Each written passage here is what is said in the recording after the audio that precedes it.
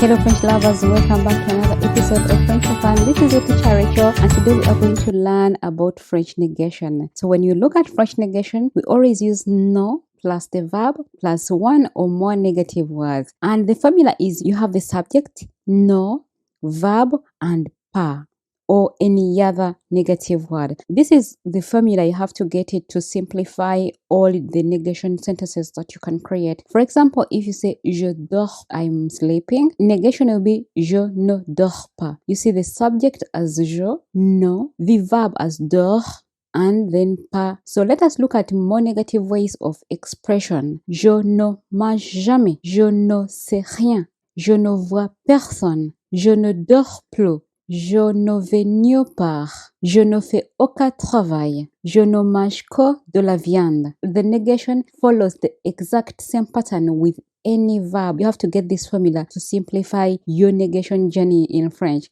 So you can see, je ne vais nulle part, nous ne nous promenons jamais ensemble, je ne fume plus, je ne sais rien. If the verb is beginning with a vowel, as you know, there is a, e, I, o, u, y, and h, because H is silent in French. Instead of using no, we are going to use N apostrophe. For example, you say, je n'ai rien à dire. Je n'aime pas ce garçon. Nous n'essayons pas de comprendre. We can also start a sentence with a negative word in French. For example, rien n'empêche.